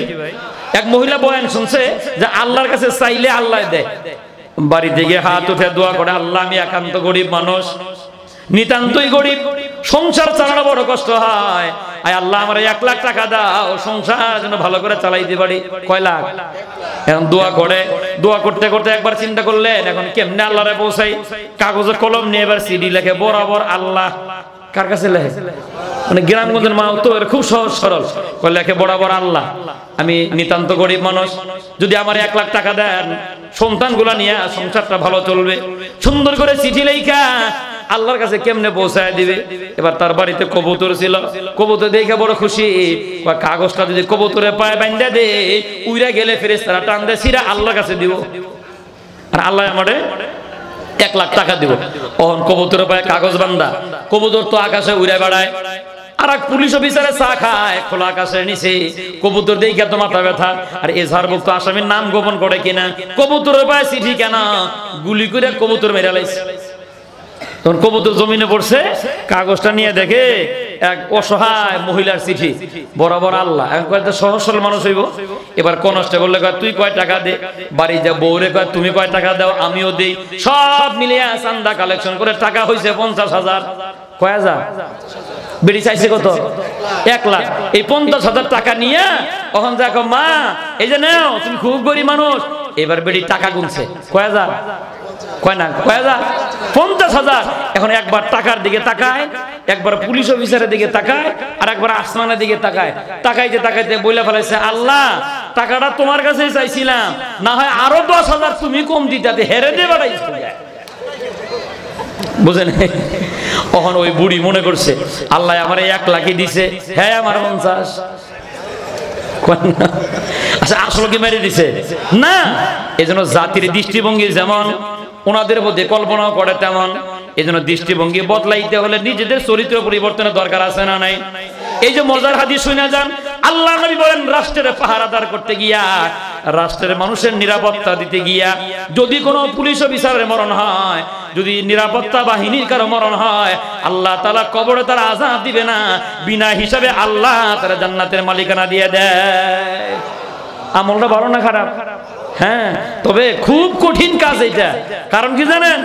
রাস্তায় লেগুনা আটকায় 10 টাকা নেয়, আর আমরা বলে কয় আরে হুজুরা রাস্তায় রাস্তায় মাইকিং করার টাকা নেয়, রাস্তায় রাস্তায় গাড়ি আটকায় টাকা নেয়। তাহলে তোমরা যে লেগুনার কাছ থেকে 10 টাকা নিলে ওটা কি হাদিয়ে নিছো? কথা কয় না? সারাক্ষণ দেখবেন কিছু ওলামা একরাম বিদ্বেষী হয়, সারাক্ষণ শুধু সমালোচনা করে, চায়ের বাজার হোক আর যেখানে হোক। যদি রাস্তা দিয়ে হুজুর যায় 4-5 জন কই যে দেখ পাইছে দাওয়াত, বাইঙ্গে চুরে যাইতেছে, নাউজুবিল্লাহ কয় না? আর যদি একটু আস্তে আস্তে হাঁটে, হুজুর খাওয়া কি বেশি হয়ে গেছে, কই যাইবেন? তখন যদি জোরে জোরে যায়, ওই দেখ হুশ নাই, দাওয়াত দিছেন বেশি খাইছে তাও দোষ, কম খাইলে তাও দোষ। দুপুরবেলা বড় ঠান্ডা লাগছে, নাক বন্ধ, খাইতে পারে না, যা কিছু দিছেন খাইছে, অল্প একটু খায়, কয় ভাই জায়গা মুখে রুচি নাই। কয় না আসল কথা কন, আর একটা আছে। হ্যাঁ আজকাল খোঁচা মারার তালে আর একটা আছে। আর যদি বেশি খায়, ভর্তাটা ভালো হয়েছে, ভাজিটা ভালো হয়েছে, ডাউলটা ভালো হয়েছে, মজা করে খায় ফেলাইছে। এখন বাটি যখন ভিতরে নিছে, বাটি তো খালি। বই কয় একটা হুজুর এত ভাত খাইলো, কইস না, খাইতে খাইতে পেটটা ফুটবল বানায় গেছে। তাহলে কম খাইলেও দোষ, বেশি খাইলেও দোষ, রাস্তা আস্তে হাঁটলেও দোষ, জোরে হাঁটলেও দোষ। আবার দেখবেন ইমামতি আর এক জ্বালা, লম্বা সূরা কইলেও দোষ, ছোট্ট সূরা কইলেও দোষ। খুব ভালো করে বুঝেন, ইমামে রমজান মাসে চিন্তা করছে যে ইফতার থুইয়া বসছে, নষ্ট হয়ে যাইব, তাড়াতাড়ি নামাজটা শেষ করে সুন্দর করে আমি আবার খাবো না। আর নামাজে দাঁড়ায় গেছে, আগে বড় সূরা পড়াটা ইন্না তানে স্টার্ট করছে। ঘটনা ক্রমে মসজিদের সভাপতি আবার মুরব্বী মানুষ, ভাই আপনি রাগ করেন না, আমরা জোয়ান মানুষ, এরা আমার সভাপতি, নেহরা আগে কই নিলাম, এবার তো মুরব্বী মানুষ, ইফতার খায় আস্তে আস্তে আইতে দেরি হয়েছে, ইন্না তানে স্টার্ট করছে না, হ্যাঁ 1 রাকাত পায় নাই। যখনই 1 রাকাত না পাইছে, নামাজ শেষে তো লইছে ইমাম সাহেবরে, এই মিয়া বেতন কি কম দেই না বড়? কয় রাকাত পায় নাই? এত সুরা সুরা কইলেন কে? ইমাম সাহেব ঠিক আছে সামনে থেকে ভালো হয়ে যাবো না। ফজরের নামাজ শুরু হয়েছে, ইমাম সাহেব এইবার শুরু করছে আম্মা ইয়াতাসালুন, মানে পাক্কা 1 পৃষ্ঠা। ওহন তো বেড়া তো মুরব্বী মানুষ গেছে গা ওযু নষ্ট হইয়া, এখন নামাজের পরেই কয় চোখ দিয়ে দিই কেন নামাজ পড়েন না, পিছনে কারা কারা থাকে, ইমাম কই যাইবো আমার এখন বুঝান। বুঝতেছেন কি আমার কথা? সামান্য সামান্য বিষয় নিয়ে এরা ইমাম দৌড়ে দেয়, সামান্য সামান্য বিষয় নিয়ে ইমামের সাথে খারাপ ব্যবহার করে। মনে রাখবেন, বদ্ধ যদি আইসা যায় বাড়ি যাইবার পারবে না, রাস্তায় টক করে মরে যাবেন। বহুত ইতিহাস এরকম আছে। এই বাবুনগরী সাহেব যখন রিমান্ডে নিয়ে যখন 5 দিন মারি দেওয়া হলো, তার 15 দিন 20 দিনে যায় নাই, তার নিজের মেয়ে ঐশী তার বাবার হত্যা করে ফেলাইছে। আরো একটা মজার তথ্য শোনাই যে আমার এলাকারে 17 জনের উপরে ছাত্র এই মাদ্রাসায় আছে আলহামদুলিল্লাহ, বিভিন্ন ক্লাসে এরা পড়ে। ওদেরকে জিজ্ঞাসা, রৌমারী থানাতে এক ওসি আমার এক ফুফাতো ভাইরে ধরে নিয়ে গেছে পরীক্ষার হলে নকল করার অপরাধে। আচ্ছা, নকল অনেকেই করে না, মানে এটা যে কোনো একটা পেশে ফেলে ওরা নিয়ে গেছে, ভালো কথা। পরে আমি যে বললাম স্যার ও ছেলে হিসেবে ভালো, খারাপ না। ও বলতেছে নকলের কাগজটা আর একজনে তারা দিছে, আপনি একটু সরজনে তদন্ত করেন। আয়া আমার বেশি কথা বললে তোরেও লোকাবে ঢুকাবো। ওই একটাই শিখছে, খালি ঢুকাইবো আর বাড়ি করবো, ঢুকাইবো আর মানে পুন দিয়ে আর একটাই। পরে আমি বলছি দেখেন লকাবে ঢুকাইবেন, ইচ্ছা করলে ঢুকাইবেন পারেন, আপনারও ক্ষমতা আছে, মনে রাখবেন আমারও কিছু ক্ষমতা আছে। আমার ক্ষমতা কার উপরে? এটা কইলাম না মানে হ্যাঁ তেলে বাগুনে জ্বলে গেছে, হে সিয়াতে লাভ দা উঠে আমার ঘাট ধরে ধাক্কা দিয়ে আমার ফেলায় দিছে। এই পাগড়ি পড়ে গেছে এক জায়গায়, টুপি পড়ে গেছে এক জায়গায়। আমি আর কিছুই বলি নাই, পাগড়ি আর টুপি উঠে আবার বান দিয়ে আর মালিক তুই দেখিস, এমন কথাই মানে আমি বদ্ধ দিই না, খালি মালিকের কাছে দিয়ে দিছি। বাড়ি যাওয়ার পরে রাতে 3টায় কনস্টেবল আমার ফোন দিয়ে কয় হুজুর সাড়ে তো স্ট্রোক করে মরে গেল, 24 ঘন্টাও যায় নাই। এই জন্য ওলামা একরামরা সাধারণ মানুষ মনে করেন না, মনে রাখবেন আমরা চাইলে রিক্সা চালায় খাইতে পারতাম, আমরা চাইলে কাঁচামালের ব্যবসা করে খাইতে পারতাম। কি দরকার ছিল আমার 7,000 টাকা চাকরি করা, কি দরকার ছিল আমার 8,000 টাকা চাকরি করা? প্রতিদিন 500 টাকা করে যদি আমি অটো চালায় খাইতাম, আমি 15,000 টাকা মাসে বেতন আমার বাড়িতে জমতো। তাহলে 7,000 টাকার বেতন দিয়া সামান্য সামান্য বিষয় নিয়ে ছাড় দেওয়ার মনের মানসিকতা না থাইকা হুজুর এটা পাল্টান, ওর মুখস্থ একটা হুজুর এটা পাল্টান। মনে রাখবেন হুজুর পাল্টাইবার গিয়ে বহুত মানুষ দুনিয়ায় ছেড়ে দিছে, কথা কয় না। এই জন্য আমরা যেন ক্ষমতার অপব্যবহার না করি। কি বলছিলাম, যাইতেই যেহেতু হবে এমন কিছু নিয়ে যাওয়া দরকার যেটা নিয়ে গেলে কবরে হিসাব হবে না। কয়টা বলছি, কয়টা? 1 নাম্বার, পৃথিবীর জমিনে কোনো বান্দা যদি শহীদ হয়, আল্লাহ রাব্বুল আলামিন ওই শহীদের কোনো হিসাব নেবে না, বিনা হিসাবে আল্লাহ শহীদদেরকে মাফ করে দিবেন। 2 নাম্বার, রাষ্ট্রের পাহারাদার যারা হবেন, রাষ্ট্রের নিরাপত্তাদার যারা হবেন, রাষ্ট্রের মানুষের নিরাপত্তা বাহিনী যারা থাকবেন, ওরাও যদি মরে যায়, যে কোনো ভাবে মারা গেল আল্লাহ তাআলা তাদের কবরে কোনো হিসাব নেবে না। 3 নাম্বার, কয় নাম্বার বলেন বলেন, কয় নাম্বার? 3 নাম্বার, দুনিয়ার জমিনে কেউ যদি কোরআনকে মহব্বত করে, শুনতেছেন আমার কথা? মনোযোগ আছে তো? কারে মহব্বত করে? কোরআনকে কেউ যদি মহব্বত করে, সামান্য সময় তার যদি গুনাহ থাকে, ওই গুনাহের কারণে আল্লাহ তাআলা তার আযাব দিবেন। আযাবটা হবে হালকার উপরে ঝাপসা। হালকার উপরে ঝাপসা বুঝেন? এটা বাস্তবতা বোঝার জন্য আবার আমার চাচার কথা বলি। বিগত 16 বছরের ক্ষমতা থাকার কারণে চাচার মামলা ছিল, কিন্তু গ্রেফতারি পরোয়ানা হয় নাই। নিয়মিত ট্যাবলেটের ব্যবসা করতো, নিয়মিত গান্দার ব্যবসা করতো, এখন সব মামলা লাগতেছে। আগে লাগলো না কেন? ক্ষমতা থাকার কারণে। তাহলে আগেও কিন্তু তদন্ত হয়েছে, সুষ্ঠু তদন্ত হয় নাই, গ্রেফতারি পরোয়ানা হয় নাই, ক্ষমতা শেষ, গ্রেফতারি পরোয়ানা চালু হয়ে গেছে। এই জন্য ওলামা একরাম বলেন, শহীদ বলেন, এদের আমল নামা যদি ছোট্ট ছোট গুনাহ থাকে, আল্লাহ তাআলা সাত্তার নাম নিয়ে বলবেন, এ আমার নাম সাত্তার। এদিকে হাদিস আসছে, মুসলিম শরীফের হাদিস, এক জাহান্নামীকে আল্লাহ ডাক দেন, এদিকে কই যাস? আমার ফয়সালা জাহান্নামে, আমি তো জাহান্নামেই যাই। দুনিয়ায় কোনো ভালো মানুষের লগে সম্পর্ক ছিল না, মুসলিম শরীফের হাদিস শোনাই দিছি। তখন ওই লোকে বলে একটু মনে করে দেখি, মনে করতে করতে করতে করতে এরকম কিছু মানুষ পাওয়া যাবে ওই লোকের সাথে সে ভালো কাজ করতো। নামগুলো বলবে, আল্লাহ আমি অমুক অমুক লোকের লোকে ঘুরে ভালো ভালো কাজ করতাম। ফিরিস্তারা সাক্ষী দিবে, আল্লাহ হ্যাঁ এই লোকগুলো ভালো ভালো কাজ করতেন। আল্লাহ রাব্বুল আমিন বলবেন, ওর ভালো কাজগুলো সামনে আন, আর আমার সাত্তার নামটা সামনে নিয়ে পিছনে দিয়ে মাফ করে দে, এটারে মাফ করে দে। এই জন্য ওই ওয়াবতাগু ইলাইহিল ওসিলা, এমন এমন কিছু আমল সামনে দাঁড় করাও যে আমলকে ওসিলা করে আল্লাহ মাফ করে দিবে। ওই একটা আমল হলো কোরআনকে মহব্বত করা। আল্লাহ নবী বলেন, যখন ওই মৃত্যু ব্যক্তি কবরে শোনা হয়, যা আল কোরআন ইনদা রাসিহি, আরো একটা riwayate মনে আছে, সবুজ রঙের পাখি হইয়া ওই মৃত্যু ব্যক্তির বুকের মধ্যে বসে যায়, ডানা দিয়ে আগলায় রাখে আর বলে, আল্লাহর বান্দা ভয় পাও না, আমি সাধারণ কোনো পাখি না, আমি তোমার কোরআন তেলাওয়াতের সওয়াব, সূরা মুলকের তেলাওয়াতের সওয়াব, ভয় পাও না। এই কবরটা যতক্ষণ জান্নাতের বাগান না হবে ততক্ষণ পর্যন্ত আমার সুপারিশ বন্ধ হবে না। কোরআন আয়েশা আগলায় রাখবে আর বলবে এটা কোরআনওয়ালা। কি ওয়ালা বলেন? কোরআনওয়ালা। এবার ফেরেশতারা কবরে ঢোকে। আর একটা হাদিস এরকম আসছে, যা আল কোরআন ইনদা রাসিহি ওয়াস সালাতু আন ইয়ামিনিহি ওয়া সিয়ামু আন শিমালিহি ওয়া সাইরুল হাসানাত ইনদা রিজলিহি। আল্লাহ নবী বলেন ওই বান্দার ছোট্ট ছোট আমলগুলো যদি ভালো হয়, কোরআন তার মাথার কাছে গিয়ে হাজির হবে, নামাজের সওয়াব ডান হাতের কাছে, রোজার সওয়াব বাম হাতের কাছে, অন্যান্য ভালো ভালো আমলগুলা বান্দার পায়ের কাছে জমা হয়ে যাবে। আর বলবে আল্লাহর বান্দা ভয় পাও না, আমরা তোমার বন্ধু। সুবহানাল্লাহ। ফেরেশতারা কবরে ঢোকে, কোরআন বলে সাবধান, রোজা বলে সাবধান, নামাজ বলে সাবধান, সদকার আমল বলে সাবধান, ঢোকার কোনো দরকার নাই।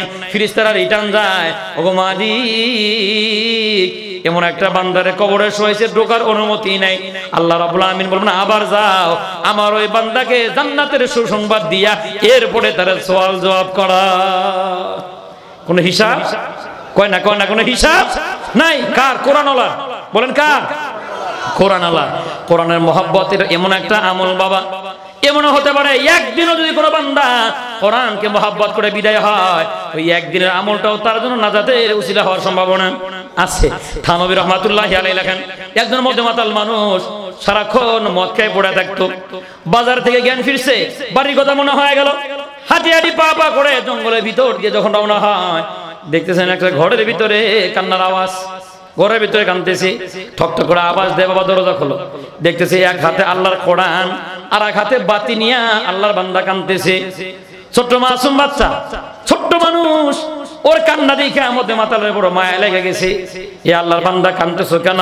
ছোট্ট মানুষ কান্দে আর কয়, বাবা আমি বড় এতিম, আমার দুনিয়াতে মা নাই বাবা নাই, মানুষের টাকা দিয়ে বাতির তেল কিনে পড়াশোনা করি, বাবা বাতির তেল শেষ হয়ে গেছে, আল্লাহর কোরআন তেলাওয়াত করি, তেলাওয়াত করতে পারি না, আগামীকাল সবক মুখস্থ হয় নাই। মদে মাতালে মনে বড় মায়া লেগে গেছে, কয় জীবন ভর কত টাকা মদ খায় উড়ে দিলাম, এ আর আল্লাহর বান্দা কোরআন তেলাওয়াতের বাতির তেল নাই, এ বাবা দাও তোমার বাতি। মদে মাতাল বাতি নিয়ে বাজার দিকে রওনা হয়, কেউ না দেখলেও কে দেখে? আল্লাহ রাব্বুল আমিন জিবরাইল কেউ যেন ডাক দিয়ে কয়, মদে মাতালের হেদায়েতের খাতাটা খোল। হেদায়েতের মালিক আল্লাহ রাব্বুল আমিন বলেন, ইন্নাকা লান তাহদি মান আহবাবতা ওয়ালাকিন্নাল্লাহা ইয়াহদি মান ইয়াশা। আল্লাহ রাব্বুল আমিন বলেন, ওগো পয়গম্বর, আপনি যারা মহব্বত করেন চাইলে তারা হেদায়েত দিতে পারবেন না, খাজানা আমি আল্লাহর হাতে, আমি যারা চাই তারা হেদায়েত দিতে পারে। আল্লাহ যেন হেদায়েতের খাতা জিবরাইল দিয়ে খোলাইছেন। মদে মাতাল দোকানে গেলেন, বাতির তেল ভরলেন, দোকানদারে কয় জ্বালায় দাও, দোকানদার কয় এই যে মেস নেন আপনি জানান। আল্লাহ কয়, এ জিবরাইল, বান্দা জ্বালাবে কোরআনের জ্বালার পড়ার বাতি, আমি জ্বালাবো ওর হেদায়েতের বাতি। থানবী রহমাতুল্লাহি আলাইহি লেখেন, খুতবাতুল জুমার ভিতরে লেখেন, আল্লাহর ওই বান্দা বাতি জ্বালায়া ধরে ধরে আবার ওই ঘরের ভিতরে চলে গেলেন, ওই এতিমের মাথায় হাত দিয়ে কয়, এ বাবা এই যে নাও তোমার বাতি, পড়ো তোমার আল্লাহর কালাম। ছোট্ট মানুষ মধ্যে মাথায় হাত ধরে ফেলাইছে, আরে জানি না আপনার নাম ঠিকানা, আপনার বাড়ি কই, আপনি আমার বাতির তেল কিনা দিলেন, একটু বসেন আপনারা একটু দোয়া করি। সুবহানাল্লাহ। ছোট্ট বাচ্চা, তাও দোয়া শিখান লাগে না। আমি বলি নাই কাউরে আজ পর্যন্ত, সূরা বইরেও বলিনি, আজকে সবার সামনে কথাটা ফাঁস করে দিই যে আমি এখানে জুমা পড়াই, অনেকদিন রাত্রে 3:30টায় আসি, কোনোদিন 4টায়, কোনোদিন 4:30টায়। এই সম্ভবত গত 2 মাস আগের একটা কথা আমাদের মাদ্রাসার দৃশ্য আমি আপনার বলতেছি, আজ পর্যন্ত কাউকে বলিনি, অন্য যারা বলছে কিনা আমার মনে নেই। রাতের তখন 4:30 বাজে। যারা আপনারা বলেন মাদ্রাসায় কি পড়ানো হয়, আপনারা পায়ে হাত দেখো, রাতে 4:30টায় আয়া দেখেন কি করা হয়। একটা ছাত্র বিছানায় নাই, সব হয় কোরআন তেলাওয়াতে আর না হয় তাহাজ্জুদের জানাজা। আমি ড্রাইভার নাই, আমি নিজে চালাই আসছি গাড়ি, এখানে দেখছি একটা গরু জব হয়েছে। ওই দিনের ঘটনাটা, ওই যে চঞ্চল বাড়ির ছেলে কি একটা অনুষ্ঠান ছিল মনে হয়, রাত্রে গরু জব করছে, এখানে অনেকে মোসাফা করলো, পরে আমি গাড়িটা এখানে রাখিনি, মানে এদিক দিয়ে ঘুরাইয়া কবর আছে ওই পাশ দিয়ে, কবরগুলো জিয়ারত করে ওই পাশে গাড়িটা রাখছে। গাড়িতে নামার পরে দেখি মসজিদে কান্নার আওয়াজ। আমি রাতে এখানে 4:30টার কথা শোনাইতেছি, কান্নার আওয়াজ। পরে চিন্তা করলাম মসজিদে হয়তো বা নুরানি ছাত্ররা হুজুরা পিটাইছে, উঠতে দেরি হয়েছে, ঠান্ডা বেশি, মার দিছে, এই কারণে কাঁদতেছে। তা আমি একটু বুঝাইলে মনে হয় বুঝবো। আবার চিন্তা করলাম যে হেফজোখানার পোলাপানটা হয়তো বা মারামারি করে, ছোট পোলাপান তো দুইটা মেরে দিছে, মসজিদে গিয়ে কাঁদতেছে। পরে আমি ওই দরজা দিয়ে মসজিদের ভিতরে ঢুকে পড়ছি, যা দেখি 3 জন ছাত্র। কয়জন? সবচেয়ে বড় যেটা, এটা বয়স 9 বছরের বেশি বলে, 9 থেকে 10 আমার এরকম মনে হলো আর কি, সবচেয়ে বড়টা, আর বাকি দুইটা সেম বয়স। আমি দেখতেছি একদম সামনের কাতারে এক কর্নারের ভিতরে, উত্তর পাশে কর্নারে 3 জনের হাতে মোনাজাত ধরে চিৎকার করে কাঁদতেছে। এই বাচ্চা তিনটা কাঁদতেছে। পরে আমি চিন্তা করলাম যে ওরা যদি জানে যেটা খতিব সভায় পড়ছে তো ভয়ও পাইব, এই জন্য চুপ করে আমি মাফলার দিয়ে মুখটা ভালো করে ঢাইকে ওদের পিছনে বসে পড়ছি। এখন দেখি তিনটার মাঝখানে যেটা ওটা দোয়া করতেছে, আল্লাহ মাদ্রাসা কবুল করো। রাতের কয়টার সময়? আরে ভাই কাদেরকে খাওয়াই দিয়েছেন? রাতের 4:30টায় দোয়া করতেছে, আল্লাহ মাদ্রাসা কবুল করো। বলা লাগে নাই দোয়া কেমনে করে। আমি চিন্তা করলাম যে আমার তো ওযু নাই, এটা দোয়া কবুল হবে 100% দোয়া কবুল হবে। দৌড়ে বের হয়ে এখানে এসে ওযু করছে। ওযু করে আবার দৌড়ে দেখি দোয়া এখনো আছে। পরে আর মনে করতেছে আল্লাহ আমার জীবনে কোনো দোয়া যদি কবুল না হয় আজকেরটা কবুল করো। ওদের তিনজনের মাঝখানে আমি বসা দোয়া করতেছে, আল্লাহ মাদ্রাসা কবুল করো। কত মানুষ টাকা দেয় পয়সা দেয়, আল্লাহ সবাইকে কবুল করো, হুজুরদেরকে কবুল করো, ছাত্রদেরকে কবুল করো। পাশের একজন কয়ে দিতেছে আমার মায়ের জন্য দোয়া করো, আমার মা অসুখ। চিন্তা করছেন কই পড়াইতেছেন বলাবান ভাই, দিল ফাইটা চিৎকার আসে মিয়া। মাত্র 9 বছরের ছেলে, মায়ের কথা মনে করছে রাতের কয়টায়? 4:30টার পরে। আর আমার আপনার খাড়াস মার্কা ছেলেগুলা লেপের তলে তখন ঘুমায়। এই ছেলেগুলা কান্তাছে। পরে শেষে আমার দিলটা আরো ভরে গেছে। তখন কান্তাছে, আল্লাহ আজকে শুক্রবার দোয়া কবুলের সময় খতিব সাহেবরে মসজিদে সহি সালামতে আইনে দিও। পড়া আমি পান্না মানে ধরে কইছি, বাবা দোয়া করা লাগবো না, হাত নামা, তোকে দোয়া কবুল হয়ে গেছে, তোকে দোয়া কবুল হয়েছে, হাত নামা। পড়া আমরা জোড়া দিলে তিনটা কান্তা স্যার করতেছে, হুজুর হুজুরে কইছে বোর্ডিং এর অবস্থা ভালো না। এই জন্য আমরা চিন্তা করলাম আমরাই তো খাই। ওই তিনটার ভিতরে একটা আমি খুব ভালো পরিচিত, ওর আরেকটা ইতিহাস আছে। মাদ্রাসা যেদিন বন্ধ বৃহস্পতিবার ছিল, শুক্রবার আমি মসজিদে আয় দেখি, সকালবেলা আসছি গাড়িতে লোকালে, তখন আসছি আইসে দেখি ওই মসজিদের দোতলায় উঠছে, আমি দেখি দোতলা খোলা, একটা ছেলে উপুর হইয়া 4:30 দিকে ঘুমায় গেছে, কেউ নাই।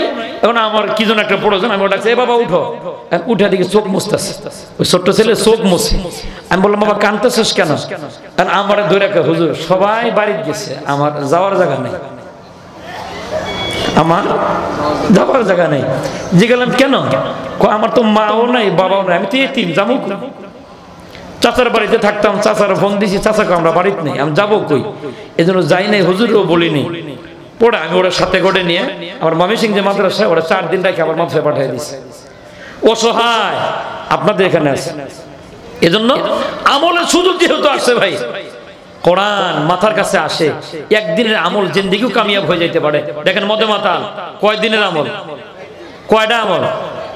ছোট্ট মানুষ হাত কান্দে ওটা কয় আল্লাহর বান্দা যায়ও না, তোমার একটু দোয়া করে দে। মদে মাতাল হাত উঠাইছে, আল্লাহর ওই বান্দাও হাত উঠাইছে, রাত গভীর, কোরআন কারীম ঘরে রাখার পরে আকাশের দিকে তাকায় বলে ওরে মালিক, জানি না কোন মায়ের সন্তান আমি পর্যন্ত আইনা দিলা, আয় আল্লাহ গভীর রাত্রে দোয়াটা কবুল করো। তোমার যে বান্দা কোরআন পড়ার বাতি জ্বালাইছে, আল্লাহ তার হেদায়েতের খাতায় বাতি জ্বালাইয়া দাও। মাসুম বাচ্চারা দোয়া আল্লাহ কবুল করে নিলেন। আল্লাহর বান্দা বাড়িতে গেলেন, বাড়ি যাওয়ার পরে দরজা খোলা মাত্রই হাত অ্যাটাক করে মরে গেছে। রাস্তায় যে ঘটনা পৃথিবীর কেউ জানে না, এমনকি তার ঘরের বিবিও জানে না। আল্লাহর বান্দা দুনিয়া থেকে বিদায় হয়ে গেলেন। সকালবেলা বিবি চিৎকার করে কাঁদেন আর বলেন, এ মুসলমানেরা আসো, আমার স্বামী যদিও মদে মাতাল কিন্তু মুসলমানের সন্তান, জানাজাটা পরে একটু মাটি দাও। কোনো মানুষ আসে না, জানাজাও পড়ে না, সারাদিন লাশটা আঙ্গিনায় পড়ে থাকলো। সন্ধ্যা যখন ঘনায় আসে, ওই এলাকার যুবকেরা বলে শোনো, লাশটা যদি বাড়িতে ফুলে যায়, ফাইটা যায়, তাহলে তো সমস্যা হয়ে যাবে, আমাদের অবস্থা এমন হয়ে যাবে আমরা গ্রামে থাকতে পারবো না। ওরা হাতে পায়ে রশি বান্ধা আল্লাহর এই বান্দাকে টাইনা ছেঁচড়ে জঙ্গলের ভিতরে রেখে আসলো। কেউ জানা জানে, তা জানেন কে? ওই রাত্রে আল্লাহ রাব্বুল আমিন সমস্ত আল্লাহর ওলিদেরকে স্বপ্ন দেখাইলেন। আর কত ঘুমাইবা, যায় দেখো আমার এক মাহবুব বান্দা ওই জঙ্গলের ভিতরে পড়ে আছে, ওর হাতে পায়ে রশি বান্ধা। ফজরের নামাজের পরে সমস্ত আল্লাহর ওলিরা এক জায়গায় বসার পরে স্বপ্নের কথা বলে। একজন বলা মাত্র আর একজনে কয় স্বপ্নটা আমিও দেখেছি, আর একজনে কয় স্বপ্ন আমিও দেখলাম, চলো জঙ্গলের তালাশে বের হয়ে যাই। জঙ্গলে গিয়ে তালাশ করা শুরু করে দিলেন। গিয়ে খুঁজতে খুঁজতে জঙ্গলের এক প্রান্তে গিয়ে দেখেন আল্লাহর এক বান্দা পড়ে আছে, হাতে পায়ের ভিতরে রশি বান্ধা। দেখা মাত্র একজনে কয় লা হাওলা ওয়ালা কুওয়াতা মাগর কাইসা বাশার হয়, লা হাওলা ওয়ালা কুওয়াতা মগর কিসা বশর হয়, সুরাতে ইনসান মগর দুম তো নেহি হয়। আয় আল্লাহ কেমন মানুষ বন্ধু বানাইলা, সবাই স্বপ্ন দেখলাম এটা তোমার বন্ধু, মুখে তো দাড়ি। আর একজনে কয় আর ওয়াজ বাদ দাও, কবিতা বাদ দাও, স্বপ্ন যেহেতু মিলে গেছে রাইখা যাওয়া যাবে না। হয়তোবা গোপনে কোনো আমল আল্লাহ কবুল করে নিছেন, চলো না ওরা গোসল দেই। মদে মাতালরে গোসল দিয়া জানাজা নামাজ তৈরি হয়ে গেছে। মানুষদেরকে ডাকে, মানুষেরা আসে না, কয় না মদে মাতাল আমরা যাব না, আপনারাই পড়ান। অমনি দেখা গেল দূর থেকে কে যেন সাদা পাঞ্জাবি পড়া দৌড়ে আসে। দেখা গেল এটা মাদ্রাসার ছাত্র। হুজুর এখানে জানাজা, কয় হ্যাঁ। মাইয়াত পুরুষ না মহিলা? পুরুষ। দেখার নাম হ্যাঁ। দেখো আল্লাহর এই বান্দা গিয়া কাপড়ে কাপড় সরাইলেন, চেহারা দেখা মাত্র চিৎকার জমিনে পড়ে গেছে। মাথার ভিতরে পানি দেওয়ার পরে সমস্ত ওলামা একরাম জিজ্ঞাসা করে, বাবা এই লোকটা তোমার আত্মীয় স্বজন? কয় না। রক্ত সম্পর্কের কেউ? কয় না। কয় তাহলে দেখা তুমি বেহুশ হইলা কেন? আল্লাহর বান্দা ডাক দিয়ে কয়, হুজুর আপনারা জানেন না, আল্লাহর এই বান্দা গত রাত্রে আমার কোরআন তেলাওয়াতের বাতির তেল কিনে দিছে। আল্লাহর এই বান্দা শুধু বাতির তেল কিনে দেয় নাই, তার এই দুইটা হাত আমার মাথার উপরে দিয়া আল্লাহর বান্দা ওয়াদা করে গেছে, আমাকে বলে গেছে কানতে হবে না, আমি দুনিয়ায় বাঁচবো যতদিন তোমার এই কোরআন তেলাওয়াত করার বাতির তেল কিনা দিব ততদিন। এই যে বান্দা মরে গেছে, আমার বাতির তেল আজকে শেষ হলে কে কিনা দিবে? অমনি হুজুরেরা সমস্ত মানুষদেরকে বলে, শোনো বাহ্যিক দৃষ্টিতে কাউকে দেখে খারাপ মন্তব্য করিও না, অন্তরের মালিক, অন্তরের মালিক আল্লাহ। বাহ্যিক দৃষ্টিতে লোকটা বেনামাজি, ওরে খারাপ ভাষায় গালি দিও না। এমন হতে পারে ওর অন্যান্য ভালো ভালো অনেক আমল আছে, এক সময় নামাজ পড়া শুরু করলে আল্লাহর বন্ধ হয়ে যাবে। তুমি যে ওরে গালি দিলা, এই গালির জবাব তুমি কেমনে দিবা? এই জন্য কোনো বান্দার গালি দেওয়া যাবে না। কয় আসো তাড়াতাড়ি আসো। যদিও তোমরা মনে করো মদে মাতাল, ওরে একদিনের আমল, একটা আমল আল্লাহ তাআলা এমন ভাবে কবুল করে নিছেন, যার কারণে আল্লাহ তাআলা তাকে বন্ধু বানায় নিছেন। কয় দিনের আমল? কয়টা? একটা। এটা কিন্তু 3 নাম্বার আমল। কবরে গেলে কি হবে না? হিসাব হবে না। বলেন কবরে গেলে 7টার কয় নাম্বার? 3 নাম্বার। আল্লাহর এই বান্দা মরে গেল, সমস্ত ওলামা কেরাম কাছে গেছে, বড় আবেগ নিয়ে চেহারাটা দেখবে, দেখে কপালে কালো অক্ষর দিয়ে লেখা কদ গফারাল্লাহ, আল্লাহ তাআলা এই বান্দারে মাফ করে দিয়েছে। আল্লাহ তাআলা তারে মাফ করে দিয়েছে। কয় দিনের আমল? কয়টা? একটা। তাহলে এরকম যদি আমরাও ওই আমলগুলো খুঁজে বার করি, ইনশাআল্লাহ আমাদের কবরে আযাব হবে না। আপনি একদিন করবেন কেন? আপনারা তো আল্লাহ লক্ষ কোটি টাকার মালিক বানাইছেন, আপনি ইচ্ছা করলে প্রতিদিন করতে পারেন। হাত নাই পা নাই, রাস্তার মাংস টুকরা পড়ে আছে, 10 টাকা তো ইচ্ছা করলে প্রতিদিন দেওয়া সম্ভব? বলেন বলেন সম্ভব না? রিক্সাওয়ালা ওটা ভাড়া 30 টাকা দিচ্ছেন, আর 5 টাকা প্রতিদিন কিন্তু বাড়ায় দেওয়া সম্ভব। এজন্য ভাই আমি প্রতিদিন আপনার কাছে চাচ্ছি না, মাসে একবার। বলেন মাসে কয়বার?